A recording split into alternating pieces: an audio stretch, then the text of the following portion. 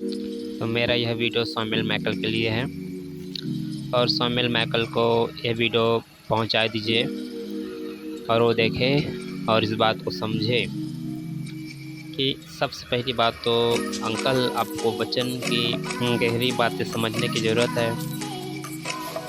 और आजकल पता है क्या होता यह है कि जो चर्चेस की जो पास्टर लोग रहते हैं ना, वो अपने हिसाब से वचन निकालते हैं, अपने हिसाब से, और अपने हिसाब से वचन निकाल करके लोगों को बताते हैं कि ऐसा है, ऐसा है, ऐसा है।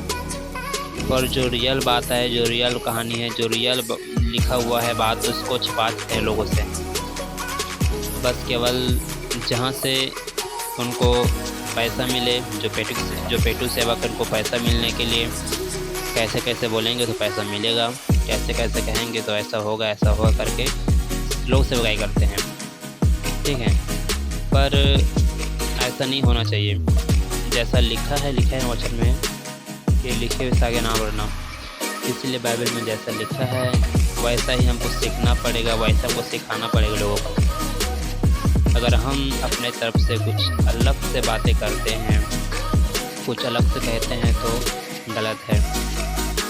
हम इसलिए सौमिल मैकल को बोलते हैं कि आप गलत हो। क्यों बोलते हैं? क्योंकि उनको जो बात जो करता है वचन से वो बिल्कुल सही नहीं रहता है, कॉन्टेक्स्ट में नहीं रहता है, अलग तरीके से बोल देता है वचन। उसको आगे पीछे को पढ़ना चाहिए उनको कि लिखा क्या है, कह क्या रहा है। वो व्यक्ति डरता है, घबराता है और कभी काटता है वीडियो को, कोई फिर डाल देता है, ऐसा करके डरता है वो व्यक्ति सौमिल मैकल। मुझे तो लगता है उनको कोई ना कोई खड़ा किया है पैसे दे करके कि लो भाई आपको पैसा देंगे, इतना पैसा दिया करेंगे महीने में, हफ्ते में, जो भी है आपको इस व्यक्ति के ऊपर में कुछ ना कुछ डेली बोलना पड़ेगा, आपको इतना पैसा देंगे, ऐसा करके। मुझे ऐसा लग रहा है कि ऐसा होगा, कोई ना कोई को पैसा देता होगा तो वीडियो बना रहा होगा, वरना कोई मतलब नहीं है वीडियो बनाने का, कोई पैसा तो उसको मिलेगा नहीं। यूट्यूब से पैसा मिल रहा है और दानियल सर का जो है 2,70,000 70,000 से भी या 70,000 सब्सक्राइबर है। तो और उनका सब्सक्राइबर कितना है? 1,61,000, अभी 2 लाख भी नहीं पहुंचा है। तो क्या है, लोग पैसे कमाने के लिए क्या करते हैं, अपने से जो ज़्यादा सब्सक्राइबर है उनके पीछे पड़े रहते हैं और जो है ताकि कभी बढ़े और आगे चल के पैसा कमाए। पर मकसद ये नहीं होना चाहिए पैसा कमाने का, मकसद होना चाहिए कि प्रभु के वचन को बांटने का, कि प्रभु के वचन लोगों तक पहुंच रहा है कि नहीं पहुंच रहा है। प्रभु के वचन सही वचन, सत्य वचन, जो लिखा है वैसा ही। ठीक है, बहुत सी बातें हैं। मैं कल का जो कल या परसों जो वीडियो डाला था कि हम सबसे प्रेम नहीं कर सकते हैं करके, इस वीडियो को कितने लोग देखे हैं और मुझे कुछ व्यक्ति बोले हैं कि ऐसा नहीं है, ऐसा है। तो इसलिए बोल रहे हैं, उनका गलती भी नहीं है। क्यों? क्योंकि वचन पढ़ा नहीं, इसलिए उसमें गलती नहीं है। पर जब वचन पढ़ेगा, वचन समझेगा तो समझ पाएगा कि क्या है। अभी वो वही बोल रहा है जैसे उसको सिखाया गया है, उनके चर्च में जो सिखाया गया है वही बातें वो लोग कर रहे हैं अभी। ठीक है, ऐसा नहीं है, ऐसा है। पर उनको असलियत पता कब चलेगा? जब वचन को डेली पढ़ेंगे, समझेंगे कि वचन में क्या लिखा है, क्या नहीं लिखा है, तब जाकर के लोग समझते हैं। ठीक है, तो हमें भी क्या करना चाहिए? वचन को समझने के लिए वचन को डेली पढ़ना चाहिए, समझना चाहिए। बीते दिनों से कुछ वचन मेरे दिमाग में घूम रहा है और उस वचन को जो है मैं इस वचन के माध्यम से कुछ वीडियो बना करके डालने के लिए सोच रहा हूँ। तो आने वाले दिनों में आज शाम को या कल सुबह जो है मैं इस टॉपिक में वीडियो बनाऊंगा। वचन में प्रभु यीशु मसीह ने कहा है, यूहन्ना 14:27 में लिखा है, मैं तुम्हें शांति दिए जाता हूँ, अपना शांति तुम्हें देता हूँ, जैसा संसार देता है मैं तुम्हें नहीं देता। तुम्हारा मन ना डरे और ना घबराए ना डरे, ऐसा है वचन लिखा है।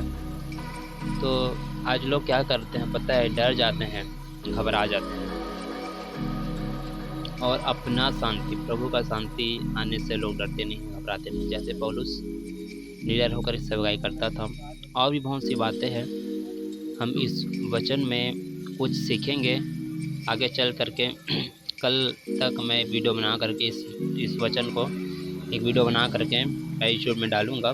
और जो इनको सुनने वाले व्यक्ति हैं, आपको कुछ अच्छा कुछ नया शायद सीखने को मिल सकता है मेरे ख्याल पर। नहीं, अगर आप सुने होंगे सीखे होंगे बात की बात है, पर मैं पवित्र आत्मा की अगुवाई से जो मुझे मिला है तो शायद हो सकता है आपके लिए नया भी हो सकता है।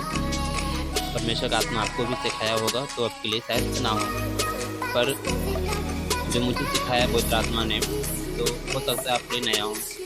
तो प्रभु हम सबको आशीष दे और आगे बढ़ाए, परमेश्वर कार्य में आगे बढ़ाएं और परमेश्वर की सेवा के लिए हमें खड़ा करें, आगे बढ़ाएं।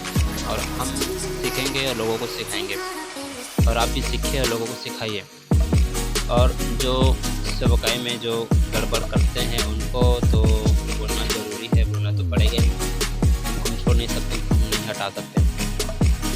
जो गलत कर रहे हैं, जो प्रभु के देह के लिए अगर गड़बड़ी बातें डाल रहा है तो हमको एक जलन होना चाहिए, मतलब कि एक जो है बोल जाए तो गुस्सा होना चाहिए। जैसे कि मेरा जो वीडियो है लंबा हो रहा है, लंबा नहीं बनाना चाह रहा था मैं, कुछ 2-4 मिनट बनाना चाह रहा था पर लंबा हो रहा है। तो मैं बता देना चाह रहा हूँ कि हमें एक आत्मिक गुस्सा होना चाहिए, आत्मिक गुस्सा। और वो गुस्सा क्या होना चाहिए कि क्या हम चाहते हैं कि यदि हमारे शरीर में यदि कोई कीड़ा चढ़ेगा तो क्या हम उसको उठा कर नहीं फेंकेंगे? ज़रूर फेंकेंगे। यदि हमारी पार्टनर, मेरी वाइफ, ठीक है, मेरी वाइफ मेरी देह है, ठीक है, वो मेरी शरीर के अनुसार वो भी मेरा एक देह है, और मैं उनसे प्रेम वैसे करता हूँ जैसे अपने शरीर से प्रेम करूँ, वैसे मैं उनसे भी प्रेम करूँ, उनसे अपनी पत्नी से। अगर मेरी पत्नी के शरीर में अगर कीड़ा चढ़ेगा तो मैं भी उनको उठा करके निकाल के फेंकूँगा, ठीक है ना, ये तो पक्की बात है कि मैं निकाल के फेंकूँगा। तो जब मैं अपने पत्नी को अपना देह समझ रहा हूँ, उनको मैं अपने तरह ख्याल रख रहा हूँ, तो जब हम भी प्रभु के एक देह हैं, प्रभु का जो है हम एक अंग हैं, और जब प्रभु के देह में, प्रभु के अंग में जब गड़बड़ी की बातें जब आता है या गड़बड़ी के लोग बातें डालते रहते हैं, तो क्या आपका फर्ज बनता है कि नहीं बनता है कि गड़बड़ी को हटाना चाहिए? ज़रूर हम लोग का फर्ज बनता है कि उस गड़बड़ी को हटाएं और कोशिश करें कि हटाएं, और आगे चल के क्या करें वो हट भी जाएगा। अगर हम कंटिन्यू चीज़ में लगा रहें तो आज नहीं तो कल हटेगा। जैसे कि कपड़ा कोई दाग रहता है, एक बार धोने से साफ़ नहीं होता है, और इस कंटिन्यू धोते रहते हैं तो दाग साफ़ हो जाता है, ठीक है। तो ऐसा ही कुछ बातें हैं जो लोग सुधरते नहीं हैं, पर जब उसको सुधारने के लिए अगर कंटिन्यू करते रहते हैं तो क्या करते हैं कि वो समझ जाता है कि अरे अब ज़्यादा बोलना बेकार है, हमको पहले समझना पड़ेगा, ऐसा करके लोग लाइन में आ जाते हैं। तो प्रभु ये आप सब बात से तो वीडियो में आप देखें, लोगों को शेयर करें, और जल्दी से एक वीडियो में बना करके अपलोड करने वाला हूँ, तो आप इसका वेट कीजिए। Thank you.